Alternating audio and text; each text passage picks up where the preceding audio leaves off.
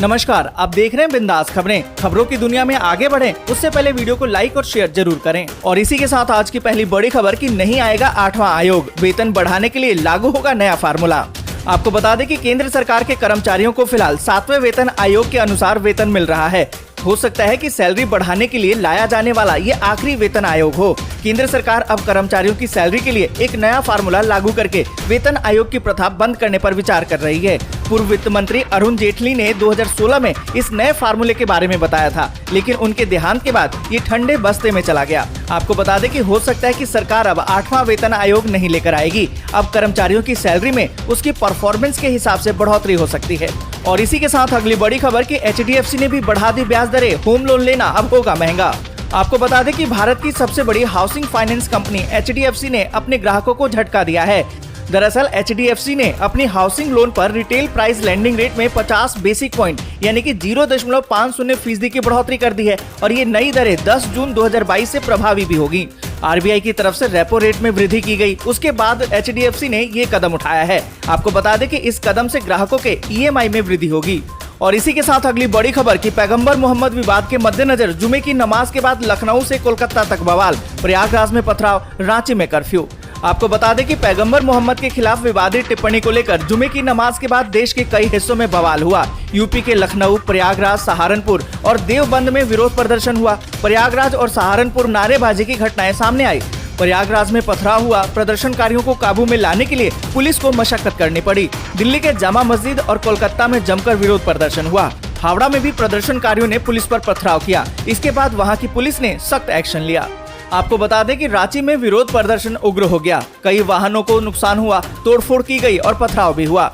और आपको बता दें कि पथराव के बाद प्रशासन ने पूरे रांची शहर में ही कर्फ्यू लगाने का ऐलान कर दिया। मौके पर भारी पुलिस फोर्स तैनात हुई और DM ने अपील की कि अफवाहों पर ध्यान न दें।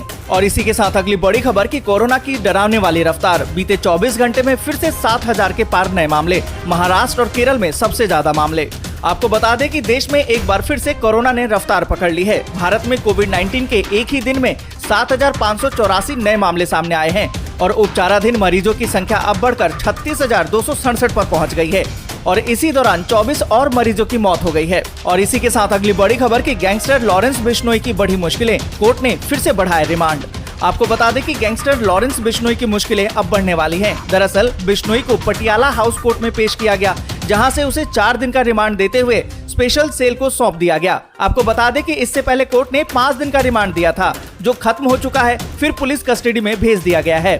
आपको बता दें कि सिद्धू मूसेवाला की हत्या में लॉरेंस बिश्नोई का नाम आ रहा है। जांचकर्ताओं का कहना है कि कनाडा में रहने वाले गोल्डी बरार समेत उसके गिरोह के सदस्यों ने साजिश रचकर गायक सिद्धू वाला की हत्या की है। और इसी के साथ अगली बड़ी खबर कि भारत बांग्लादेश के बीच में बस सेवा 2 साल के बाद फिर से शुरू, ढाका कोलकाता के बीच में चलेगी। आपको बता दें कि बांग्लादेश और भारत के बीच यात्री बस सेवा 2 साल के बाद शुक्रवार को बहाल हो गई। ढाका से कोलकाता के लिए बस को हरी झंडी दिखाकर रवाना किया गया। और आपको बता दें कि इससे पहले 29 मई को दोनों देशों के बीच में यात्री सेवा ट्रेन का भी शुभारंभ किया गया है। इस दिन ढाका और कोलकाता के बीच मैत्री एक्सप्रेस और कोलकाता खुलना के बीच बंधन एक्सप्रेस को हरी झंडी दिखाई गई। और इसी के साथ अगली बड़ी खबर कि पाकिस्तान के पूर्व राष्ट्रपति परवेज मुशर्रफ की तबीयत बिगड़ी, निधन की भी उड़ी अफवाह, जाने इसकी सच्चाई।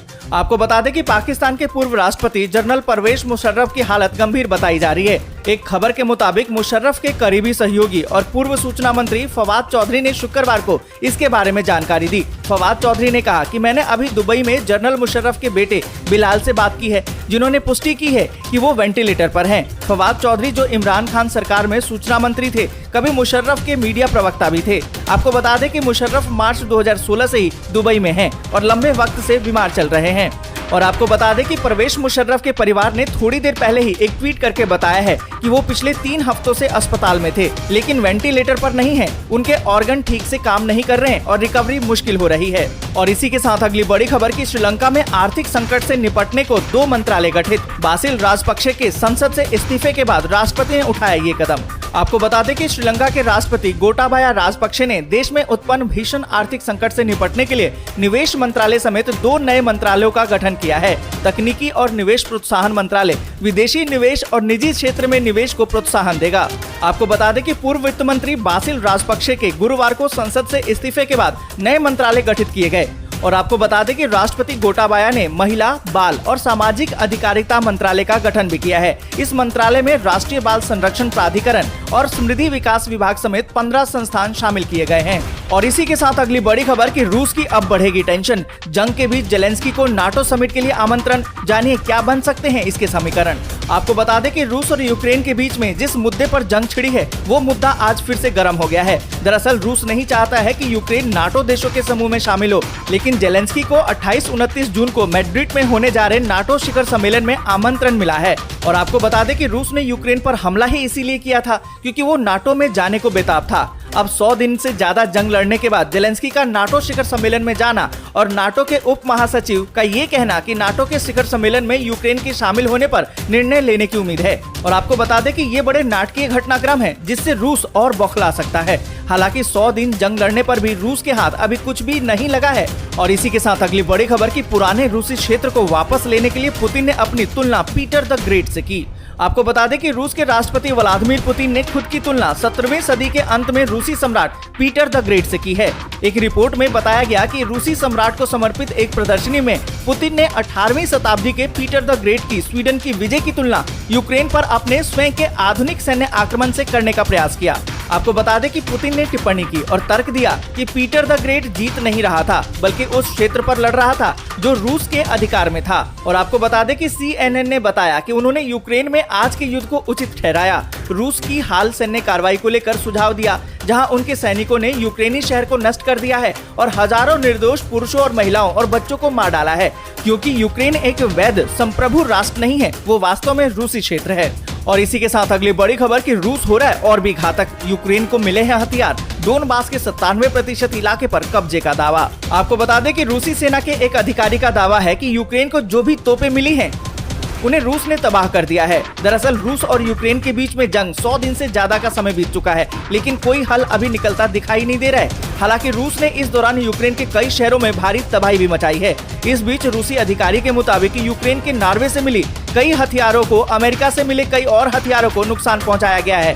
रूसी अधिकारी का दावा है कि उनका मकसद डोनबास पर कब्जा करने का है, जिसमें वे लगभग सफल हो गए हैं। और दावा है कि डोनबास इलाके का 97% इलाका रूस के कब्जे में आ गया है। और इसी के साथ अगली बड़ी खबर कि देश के कई हिस्सों में अगले 3 दिनों तक होगी झमाझम बारिश, जारी हुआ अलर्ट, जानिए IMD का ताजा अनुमान। आपको बता दें कि राष्ट्रीय राजधानी दिल्ली के लोग भीषण गर्मी से परेशान हैं। दिल्ली NCR में लू चलने से दिन का पारा बढ़ा हुआ है। इस बीच देश के कई हिस्सों में भारतीय मौसम विज्ञान विभाग ने बारिश का अलर्ट जारी किया है। मौसम विभाग की माने तो अगले 3 दिनों में पूर्वोत्तर भारत, उप हिमालय, पश्चिम बंगाल और सिक्किम में भारी बारिश की उम्मीद है। इसके साथ ही मौसम विभाग ने कहा है कि आने वाले दिनों में उत्तर पश्चिम, मध्य और आसपास के पूर्वी भारत के अलग अलग हिस्सों में लू चलने की भी संभावना है। साथ ही आपको बता दें कि अगले 5 दिनों के दौरान बिहार, झारखंड, उड़ीसा और गंगेय पश्चिम बंगाल में गरज और तेज हवाओं के साथ झमाझम बारिश हो। आज के लिए बस यहीं तक। वीडियो आपको अच्छी लगी हो तो लाइक और शेयर जरूर कर दें। अगर अभी तक आपने चैनल को सब्सक्राइब नहीं किया है तो सब्सक्राइब जरूर से कर लें।